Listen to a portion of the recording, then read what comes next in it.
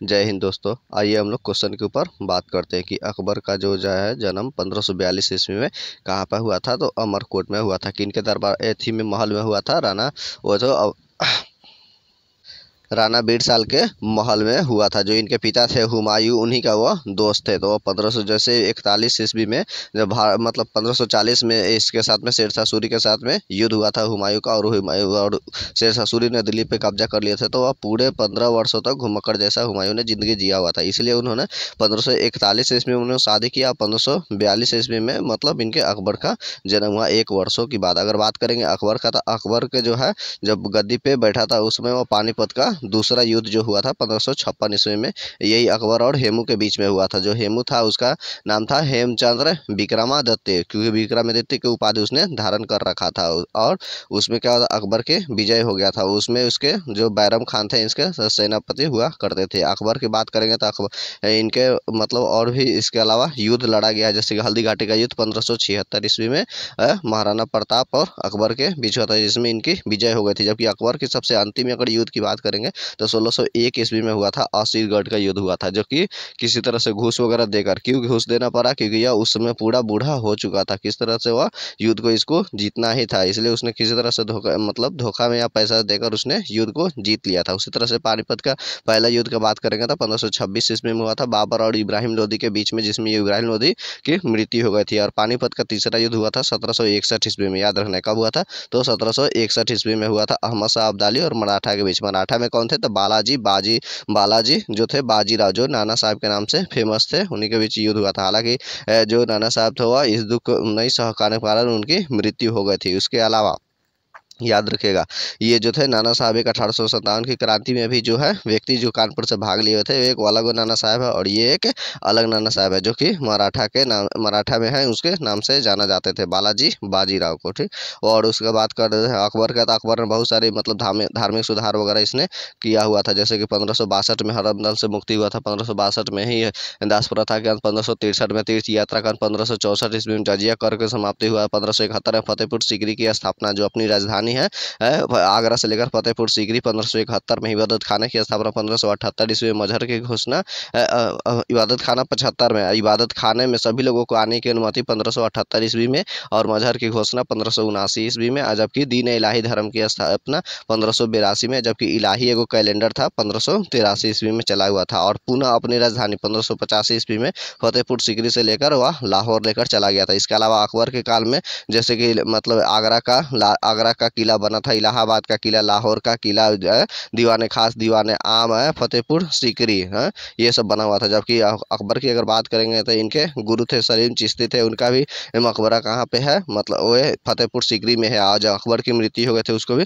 फतेहपुर सीकरी में ही स्थापित कर दिया। फतेहपुर सीकरी का पड़ता कहाँ से है, तो यूपी में पड़ता है, आप लोग को याद रखना है। और अकबर ने बिहार पे भी आक्रमण किया हुआ था 1574 से 1576 ईस्वी में। याद रखना, बहार खा लोहानी उस समय बिहार के शासक हुआ करते थे। उसी तरह से ही अकबर के काल को हिंदी का स्वर्ण काल कहा जाता है, जबकि संस्कृत का स्वर्ण काल गुप्त काल को कहा जाता है। स्थापत्य कला का स्वर्ण काल शाहजहां के काल को कहा जाता है, और चित्रकला का स्वर्ण काल जहांगीर के काल को कहा जाता है। उसी तरह से अगर बात करेंगे तो अकबर के जो गुरु थे अब्दुल लतीफ़, जो कि ईरानी बहुत बड़ा विद्वान थे, हालांकि अकबर को वह शिक्षित नहीं कर पाए थे।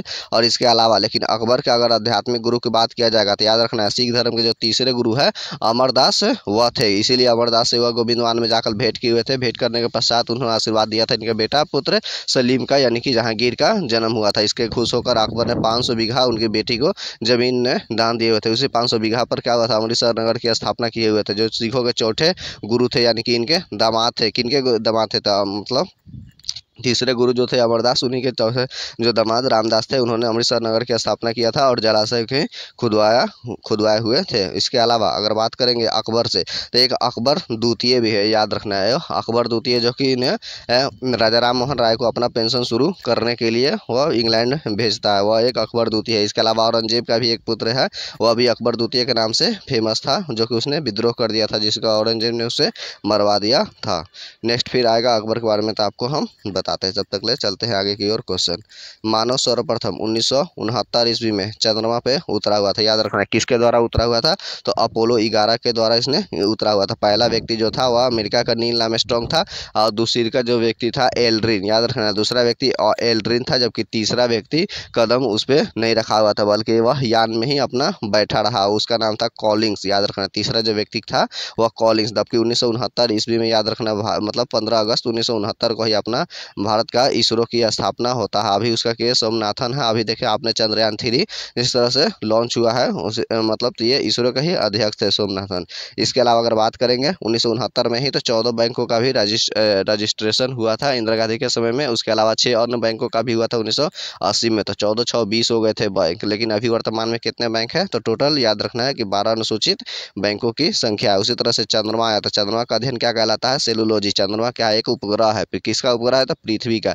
इसके अलावा बुध थी, मंगल के पास भी 2 उपग्रह है, डिमोस और फोबोस है। जो डिमोस है वह सौरमंडल में सबसे छोटा सा उपग्रह है। उससे बुध और शुक्र के पास कोई उपग्रह नहीं है। पृथ्वी के पास 1 है, मंगल के पास 2 है, और अभी सबसे ज्यादा अगर उपग्रह किसके पास में है, तो शनि के पास में 2 नंबर पे किसका है, तो बृहस्पति के पास में है। याद रखना है। इसके अलावा बात करेंगे तो अरुण के पास 27 है और 27 है, जबकि वरुण के पास कितने हैं, 18 उपग्रह हैं। चलिए और याद रखना है आपको, चंद्रमा जो है वह चंद्र ग्रहण किस दिन लगता है, तो पूर्णिमा के दिन लगता है। चंद्र ग्रहण कब कैसे होता है, तो क्या होता है कि जब थी पृथ्वी सूर्य और चंद्रमा के बीच में जब पृथ्वी रहती है तो यह चंद्र ग्रहण होता है, जो कि पूर्णिमा की रात होती है। उसी तरह से अमावस्या के दिन क्या सूर्य ग्रहण होता है। सूर्य ग्रहण के क्या होता है कि सूर्य और पृथ्वी के बीच में चंद्रमा आ जाती है, जिसके कारण सूर्य ग्रहण होता है।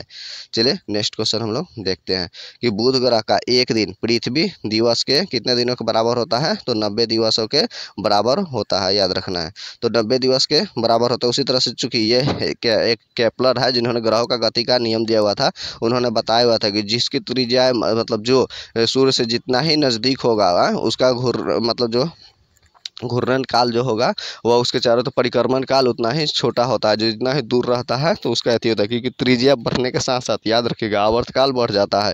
इसका सूत्र होता है, याद रखिएगा, T² बराबर RQ। ठीक है, T² बराबर RQ होता है। यही इसके केपलर का मुख्य रूप से देखा जाता है। तो जो नज़दीक ग्रह है तो वह जैसे कि बुध है 88 दिन में ही पूरे चक्कर लगा लेता है। इसके अलावा जो सबसे अधिकतम दूर पर है जैसे कि वरुण ग्रह है वो 165 वर्ष उसको चक्कर लगाता है, क्योंकि त्रिज्या बढ़ने के साथ साथ यानी कि दूरी बढ़ने के साथ साथ उसका परिक्रमण काल बढ़ जाता है। उसी तरह से अगर बात करते हैं इसका ठीक है पृथ्वी के बारे में, तो ठीक है पृथ्वी आप जानवे करते हैं 365 दिनों में पूरा एक परिक्रमा लगा लेते हैं, जिसके कारण क्या होती है, ऋतु परिवर्तन होता है। ऋतु परिवर्तन यानी कि गर्मी के दिन आती है और ठंडी के दिन आती है। उसी तरह से अगर दिन और रात की होता है तो याद रखिएगा दिन और रात घूर्णन के कारण होती है। जो 24 घंटा होता है उसके कारण होता है। और उसी तरह से जब पृथ्वी सूर्य से नज़दीक आती है तो उसकी चाल बढ़ जाती है, जबकि दूर जाती है तो उसकी घट जाती है। यह भी केपलर का ही सिद्धांत से आता है। चलिए नेक्स्ट क्वेश्चन की हम लोग बात करते हैं।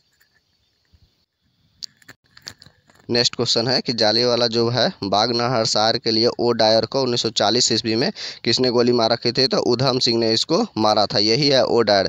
वैसे जालियांवाला बाग हत्याकांड हुआ किया था, तो याद रखना है कि 13 अप्रैल 1919 को जालियांवाला बाग हत्याकांड हुआ था। कहाँ हुआ था, तो अमृतसर पंजाब में हुआ था। कई बैसाखी के दिन हुआ था।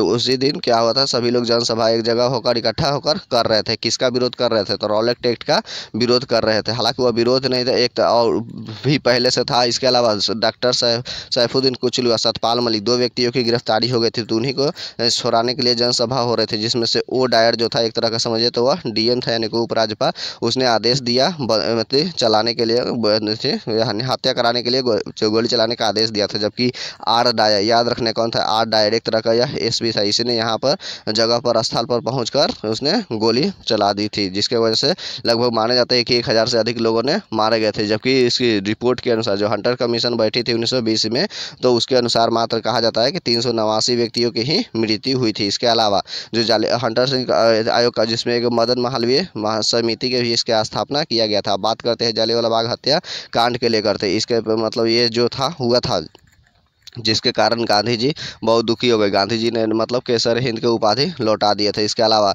रविन्द्रनाथ टैगोर थे जमनालाल बजाज और रविन्द्रनाथ टैगोर थे सर या नाइटहुड का उपाधि लौटा दिए थे, जबकि जमनालाल बजाज ने राय बहादुर का उपाधि वह लौटा दिए थे। जबकि एक यही उसके वो डायर के ही करनी सभा में एक बैठक में भाग लिया करता था शंकर राय, उन्होंने उस अपने पद से त्यागपत्र दे दिए थे। हालांकि याद रखना है रॉलेट एक्ट जब 1919 आया था और भारत में क्यों आया था, उसको काला कानून कहा जाता है। ना कोई अपील, ना कोई दलील, ना कोई अपील। याद रखना है ये गांधी जी ने इसको काला कानून कहा था, यानी कि संदेह के आधार पर किसी भी व्यक्ति को या तो मतलब फांसी पे चढ़ा दो या तो उसको छोड़ दो, उसका स्वेच्छा के ऊपर था। याद रखना है।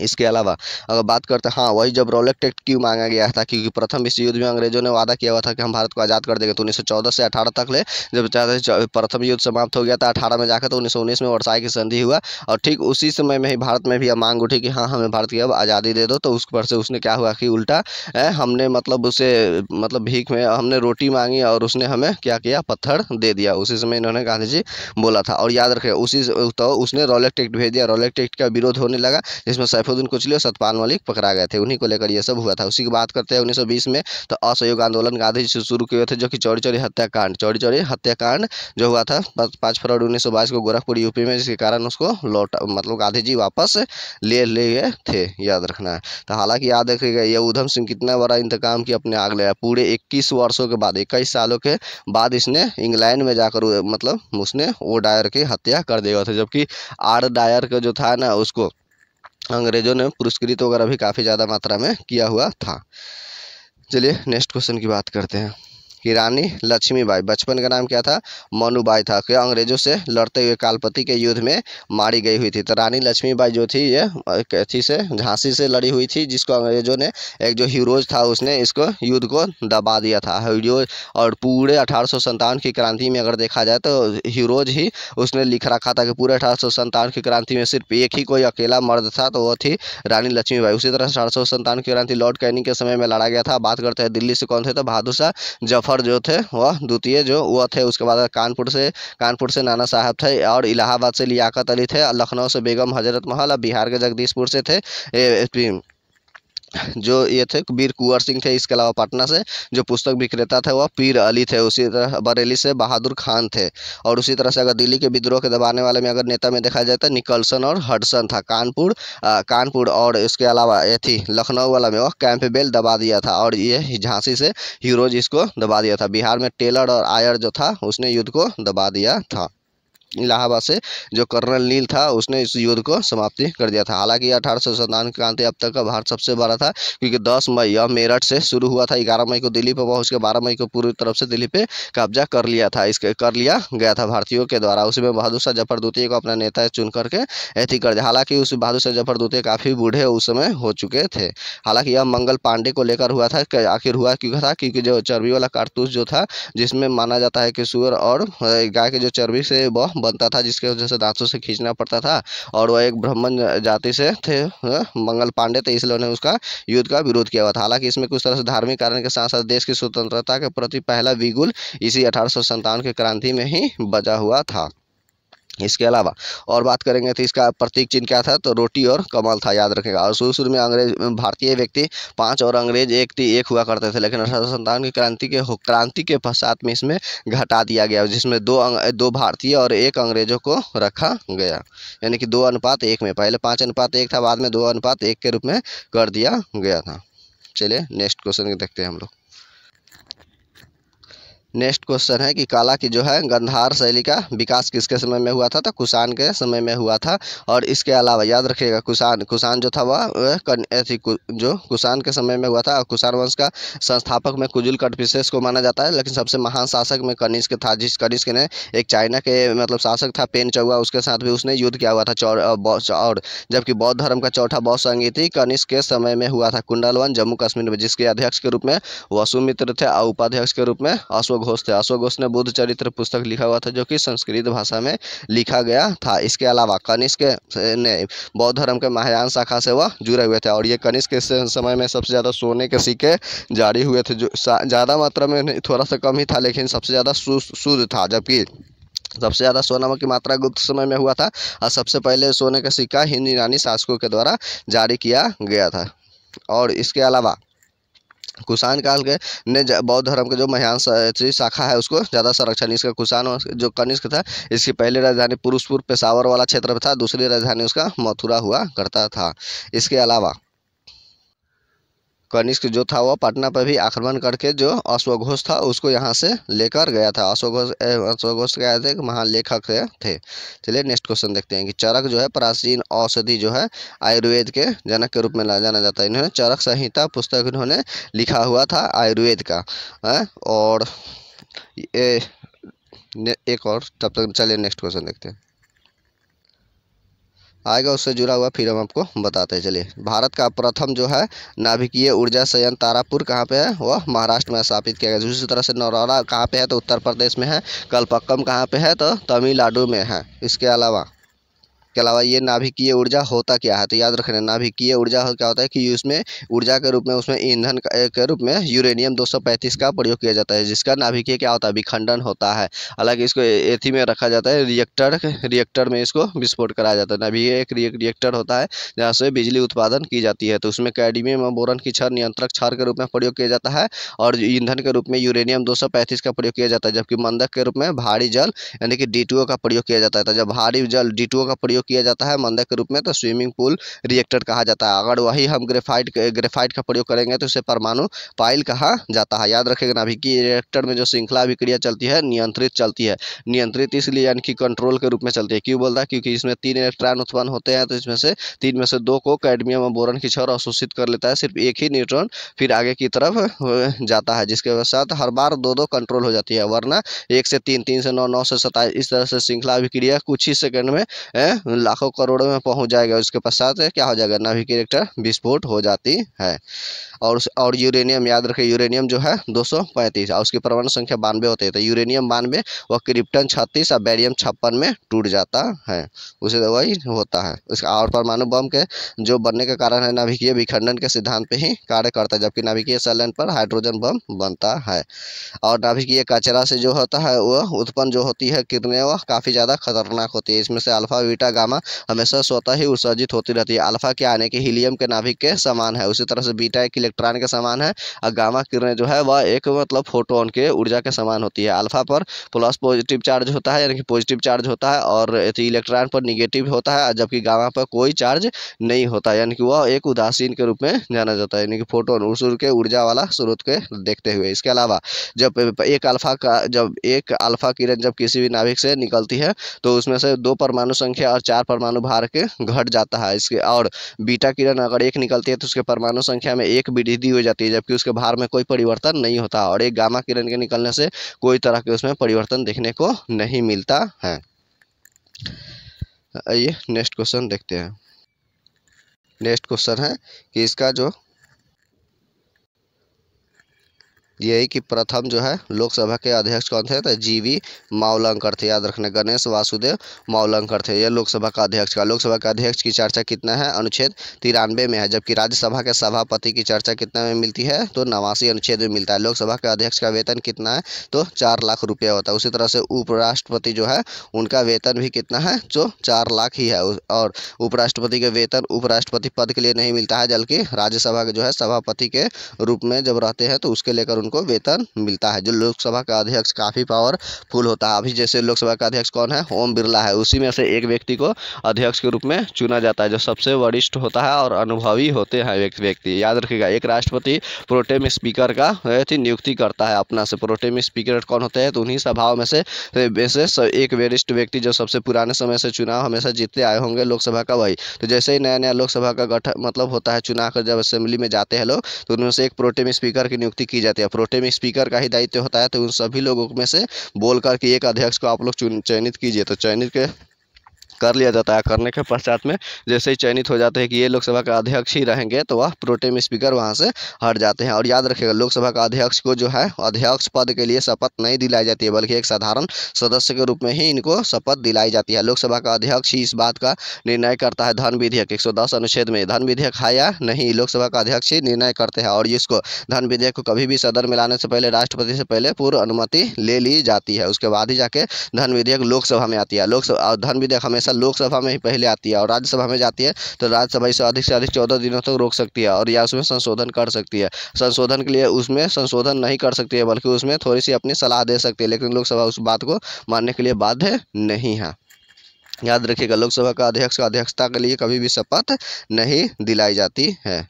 नेक्स्ट क्वेश्चन देखते हैं हम लोग कि नालंदा जो है विश्वविद्यालय को कुमारगुप्त प्रथम ने बनाया हुआ था। ये कुमारगुप्त प्रथम जो कि गुप्त वंश का ही शासक था। और इसके अलावा जो नालंदा विश्वविद्यालय है इसको ध्वस्त किसने करवाया था? कुतुबुद्दीन ऐबक का जो था सेनापति बख्तियार खिलजी, उसने इसको ध्वस्त करा जाता है। नालंदा विश्वविद्यालय जो प्राचीन विश्वविद्यालयों में से एक हमारा माना जाता है।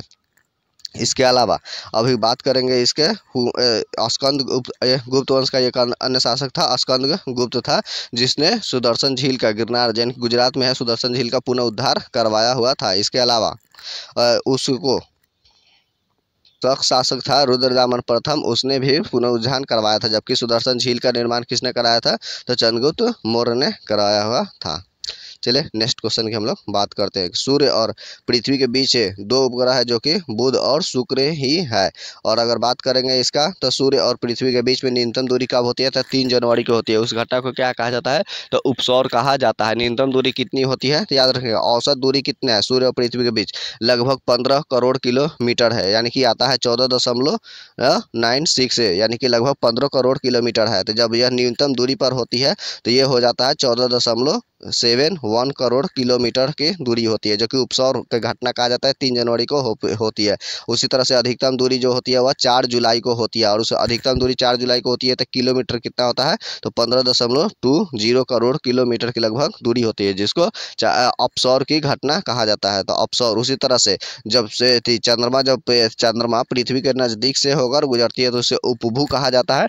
जबकि अधिकतम दूरी से गुजरता है उसको अपभू कहा जाता है। सूर्य से प्रकाश पृथ्वी पर आने में 8 मिनट का 20 सेकंड का समय लगता है, जबकि चंद्रमा का आने में 1 मिनट का 20 सेकंड का समय लगता है। उसके अलावा सूर्य का सतह का तापमान 6000 डिग्री सेल्सियस होता है। सूर्य के अंदर का तापमान 15 मेगा डिग्री सेल्सियस होता है। हेंसबेथ के अनुसार नाभिकीय उसमें संलयन होता है। जो होते हैं 4 हाइड्रोजन नाभिक मिलकर एक हीलियम नाभिक का निर्माण करता है। तो उसी हेंसबेथ के अनुसार 10.7 डिग्री सेल्सियस पे ही नाभिकीय संलयन संभव हो पाता है। याद रखिएगा, हालांकि सूर्य के सतह का अगर तापमान 6000 डिग्री सेल्सियस होता है यानी कि निम्न तापमान होता है, वैसी स्थिति में इसका रंग लाल रंग का होता है। और मध्यम तापमान जब होती है तो इसका रंग कैसा होता है? तो यह सफ़ेद रंग का होता है। और अधिकतम टेम्परेचर आता है सतह का, तो वैसी स्थिति में यह सफ़ेद देखने को, नीला रंग का देखने को मिलता है। उसके अलावा सूर्य क्या है? सूर्य जो है हमारा जो है सौरमंडल का मुख्य प्रधान में है, बीच में स्थित है। सूर्य से उठने वाली लपटें जब पृथ्वी के उत्तरी ध्रुव की ओर आती है तो मतलब उसको ऑरोरा बोरियोलिस कहते हैं, जबकि दक्षिणी ध्रुव की तरफ आती है तो ऑरोरा ऑस्ट्रेलिस के नाम से जाना जाता है। और शुक्र को साँझ का तारा, भोर का तारा, इसको चमकता हुआ तारा, ये सब भी कहा जाता है। ये नेक्स्ट क्वेश्चन देखते हैं। नेक्स्ट क्वेश्चन है कि भागीरथी और अलकनंदा देवप्रयाग में मिलकर गंगा बन जाती है। देवप्रयाग कहाँ पे है? तो यूपी में ही पड़ता है। तो भागीरथी और अलकनंदा। इसके अलावा जब से ही गंगा नदी बांग्लादेश में प्रवेश करती है तो ये पद्मा हो जाती है। और ब्रह्मपुत्र नदी जब बांग्लादेश में जाती है तो जमुना हो जाती है। तो जमुना और पद्मा आपस में मिलती है तो पद्मा ही रहती है, लेकिन कुछ किलोमीटर दूरी तय करने के बाद बाएं सिरे से एक मेघना नदी आती है। तो मेघना नदी के मिलने के पश्चात ही अंतिम रूप से मेघना में ही प्रवाहित हो जाती है। लेकिन ऐसे साधारण रूप में कह देता है कि पद्मा और जमुना के मिलने से कौन सा बनती है? तो मेघना नदी बनती है। हालांकि अगर बात करेंगे जमुना नदी और पद्मा नदी जब आपस में मिलती है तो पद्मा ही कहलाती है, लेकिन आगे जाकर मेघना क्यों हो जाती है? मेघना नदी से मिलती है क्योंकि जब नदियों का आगे का निर्धारण इस नाम के आधार पर किया जाता है कि उसकी गहराई जो है, कौन सी नदी की गहराई सबसे ज़्यादा है, क्योंकि ये दूरियाँ ब्रह्मपुत्र नदी काफ़ी लंबी दूरी तय कर चुकी रहती है, तिब्बत से लेकर यहाँ बांग्लादेश तक। इसके अलावा गंगा नदी भी है। गंगा नदी भी अपना यमुनोत्री ग्लेशियर से निकलती है तो वहाँ से बांग्लादेश तक लंबी दूरी तय करने का बहुत सारे अवसाद गार्ड वगैरह लेके जा रहती है। तो इसके अंतिम रूप से वहाँ जाते जाते इसकी क्या होती है, जो गहराई मतलब वो कचरे वगैरह से भर गई रहती है। इसके समुद्र तल, उसके तल में कम पानी को देखने को मिलता है। इसके कारण जबकि वही मेघना नदी अभी ऊपर से नीचे की ओर आई रहती है पहाड़ों को काटते हुए, तो उसकी गहराई ज़्यादा देखने को मिलती है, इसलिए उसका अंतिम रूप से मेघना ही नाम रखा गया है।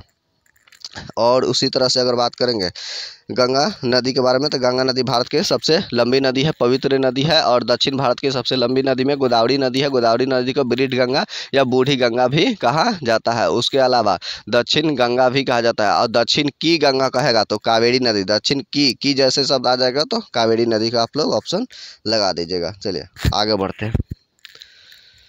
नेक्स्ट क्वेश्चन है कि जलोढ़ मिट्टी में क्या है कि जलोढ़ मिट्टी में कार्बनिक पदार्थ अधिक मात्रा में होती है। जलोढ़ मिट्टी होता है सबसे ज़्यादा देखने को मिलती है भारत में, तो जलोढ़ मिट्टी होती है जो सबसे ज़्यादा उपजाऊ मिट्टी है उसकी, इसको एलुवियल मिट्टी भी कहते हैं, दोमट मिट्टी भी कहा जाता है। इसके अलावा काप मिट्टी भी कहते हैं। जलोढ़ मिट्टी दो प्रकार की होती है, पुरानी जलोढ़ मिट्टी या नया जलोढ़ मिट्टी। पुरानी जलोढ़ मिट्टी को बांगड़ कहते हैं, नया जलोढ़ मिट्टी को नया जलोढ़ जो मिट्टी होती है इसको हम लोग खादर कहते हैं और खादर कहते हैं। याद रखिएगा, जलोढ़ मिट्टी नदियों के जल द्वारा बहाकर लाई जाती है, इसीलिए जिस तरह से मिट्टी का अध्ययन पेडोलॉजी कहलाती है। जलोढ़ मिट्टी के बाद दूसरी नंबर पे है वह लाल मिट्टी है। लाल मिट्टी की होता है, आयरन के ऑक्साइड की उपस्थिति के कारण होती है, मोटे अनाज के लिए फेमस होता है। तीसरा जो है काली मिट्टी। काली मिट्टी को रेगुर मिट्टी के नाम से भी जानते हैं या काली कपास की मिट्टी, क्योंकि कपास की खेती के लिए सबसे ज़्यादा मतलब अथी अच्छा माना जाता है। जबकि काली मिट्टी जो है महाराष्ट्र क्षेत्र में देखने को मिलती है। काली मिट्टी का काला रंग की होता है, टिटेनी फेरस मैग्नेटाइट के और जीवाश्म के उपस्थिति के कारण होती है और बेसाल चट्टानों के टूटने फूटने से ही काली मिट्टी का निर्माण होता है। चौथा नंबर पे है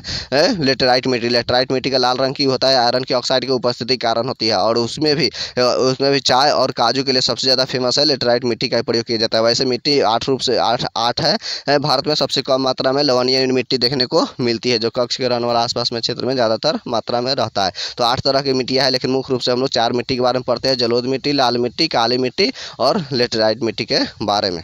और इसके अलावा मिट्टी का पीएच मान कितना होता है, पीएच मान याद रखिएगा, अम्लीय जो मिट्टी है उसका पीएच मान होता है 6.5, जबकि अम्लीय वर्षा जब होती है उसका पीएच मान 5.6 होता है। अम्लीय वर्षा होता कैसा है कि क्योंकि जो इसमें कार्बन डाइऑक्साइड जैसे ही है जल के साथ मिलती है, जैसे सल्फर डाइऑक्साइड जो SO2 है वो जल के साथ मिलती है तो सल्फ्यूरिक एसिड बनाती है, यानी कि H2SO4 सल्फ्यूरिक एसिड बनाती है। उसी तरह से नाइट्रोजन डाइऑक्साइड है NO2 है वो जल के साथ मिलती है तो नाइट्रिक अम्ल बना देती है, हाँ HNO3। तो इसी से अम्लीय वर्षा होती है। तो अम्लीय वर्षा तभी होती है जब पीएच मान 5.6 से कम हो जाती है। जैसे धरती पर गिरी तो इसका वैल्यू पलट जाता है, यानी कि 6.5, यानी कि अम्लीय मिट्टी 6.5 होता है। उसी तरह से दांत का औछाय 5.5 से कम होने पर दांत का औछाय होना शुरू हो जाता है।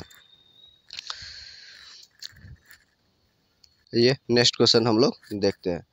नेक्स्ट क्वेश्चन यही है कि राष्ट्रपति का है अभिभाषण केंद्रीय मंत्रिमंडल द्वारा तैयार किया जाता है। याद रखिएगा कितना अनुच्छेद के तहत किया जाता है, तो 87 अनुच्छेद के तहत मंत्रिमंडल द्वारा तैयार किया जाता है। तो राष्ट्रपति अभिभाषण अपना देता है। उसी तरह से राष्ट्रपति का अगर ट्रिक क्या रखेंगे तो पकानी कोका 2.52 से लेकर 61 तक ले आता है, यानी कि। और जबकि राष्ट्रपति का पद कहाँ से लिया गया तो ब्रिटेन से लिया गया, जबकि राष्ट्रपति का जो निर्वाचन है वह अमेरिका से लिया गया है और निर्वाचन जो मंडल है वह आयरलैंड के संविधान से लिया गया। जबकि राष्ट्रपति का वेतन 5 लाख रुपये मिलता है। राष्ट्रपति बहुत सारे व्यक्तियों की नियुक्ति करते हैं, जैसे कि नियुक्ति वगैरह में अगर बात करेंगे तो 76 अनुच्छेद के तहत मानवाधिकार की नियुक्ति करते हैं, 75 अनुच्छेद के तहत प्रधानमंत्री की नियुक्ति करते हैं। इनके अलावा पर अन्य सदस्यों की भी नियुक्ति करते हैं और मुख्य चुनाव आयुक्त की नियुक्ति करते हैं। वित्त आयोग जो है अनुच्छेद 280 है उसमें आता है, उसकी भी नियुक्ति करते हैं। संघ लोक सेवा आयोग के भी और राज्य लोक सेवा आयोग के भी नियुक्ति राष्ट्रपति के द्वारा ही किया जाता है। CAG कैग यानी कि नियंत्रक और महालेखा परीक्षक है, उनके भी नियुक्ति की जाती है राष्ट्रपति के द्वारा है। इसके अलावा अगर बात करते हैं राष्ट्रपति का तो द्रौपदी मुर्मू है जो कि 15 नंबर की है, जबकि उपराष्ट्रपति में है जगदीप धनखड़ वह 14 नंबर के हैं, जबकि मोदी जी अभी प्रधानमंत्री हैं वह 15वें नंबर के ही हैं। इसके अलावा बात करेंगे तो राष्ट्रपति की योग्यता वगैरह 58 अनुच्छेद में दी जाती है, यानी कि भारत का एक नागरिक होना चाहिए, उनकी उम्र 35 वर्ष की होनी चाहिए, लाभ का कोई पद धारण नहीं किए होने। लाभ का पद मतलब कोई सरकारी व्यक्ति सरकारी पद पे नहीं होना चाहिए, लेकिन अगर आप कोई तरह का मतलब MLA है, MP है या कोई भी अन्य सदस्य है तो वह लाभ का पद नहीं माना जाता, यानी कि राजनीतिक से पद पे जितने भी है वह एक लाभ का पद नहीं माना जाता है, याद रखिएगा। इसके अलावा राष्ट्रपति के बनने के लिए लोकसभा का सदस्य के बनने योग्यता अर्हताएं होनी चाहिए। एक चीज़ याद रखिएगा, राष्ट्रपति के जो चुनाव में है हैं ना, सभी के सभी निर्वाचित सदस्य भाग लेते हैं, मनोनीत नहीं। मनोनीत कहने का मतलब है जो राष्ट्रपति जो कि 12 राज्यसभा में मनोनीत करते हैं वह भाग नहीं लेता है। लेकिन जब महाभियोग की प्रक्रिया चलाई जाती है 61 अनुच्छेद के तहत, तो उस समय महाभियोग की प्रक्रिया में भाग लेता है। और लोकसभा में पहले 2 एंग्लो इंडियन होते थे, मनोनीत राष्ट्रपति ही करते थे, जो भी वो हट गया 104वां संविधान संशोधन के तहत उसको एंग्लो इंडियन को हटा दिया गया। साथ ही साथ 104वां संविधान संशोधन के भी तहत SC ST के लिए आरक्षण 2020 से बढ़ाकर 2030 तक ले कर दिया गया है। और अगर बात करते हैं राष्ट्रपति के बारे में, तो इसमें याद रखिएगा राज्यसभा के सभी निर्वाचित सदस्य, लोकसभा के सभी निर्वाचित सदस्य और विधान जो है सभा का सभी निर्वाचित सदस्य भाग ही लेते हैं। और याद रखिएगा जब और कौन कौन भाग नहीं लेते हैं, तो विधान जो है परिषद उसके सदस्य इसमें भाग नहीं लेते हैं। हाँ, दिल्ली और जो पुदुचेरी है उसके भी विधानसभा के सदस्य भाग लेते हैं, लेकिन अभी जम्मू कश्मीर में भी विधानसभा के गठन कर दिया गया है, लेकिन अभी इसमें संसद इसमें संशोधन करेगी। संशोधन करने के पश्चात उसको अधिकार दिया जाएगा, तब जाकर वह राष्ट्रपति में भी भाग लेगा, अभी भाग नहीं ले रहा है। चलिए नेक्स्ट क्वेश्चन हम लोग देखते हैं। इसी तरह से नेक्स्ट क्वेश्चन है कि लेटराइट मिट्टी में आयरन और सिलिका होती है। जो हमने ऊपर में बात किया था मिट्टी के बारे में, वही अथी का लेटराइट की मिट्टी का मतलब आयरन और सिलिका होती है। यही जो आयरन है तो आयरन ऑक्साइड की उपस्थिति के कारण इसका भी लाल रंग होता है। जबकि मिट्टियों को कटाव वगैरह कैसे रोका जा सकता है, तो याद रखिएगा अधिक से अधिक पेड़ लगाकर मिट्टियों के कटाव को बांटते में रोका जा सकता है। अगर आपको मेरा डिस्कशन वीडियो काफ़ी अच्छा लगा हुआ हो तो मेरा सब्सक्राइब कीजिए और लाइक कीजिए, और इसी तरह से हमारे और भी डिस्कशन वीडियो देखने के लिए हमारे चैनल पे बने रहें। चलते हैं, जय हिंद।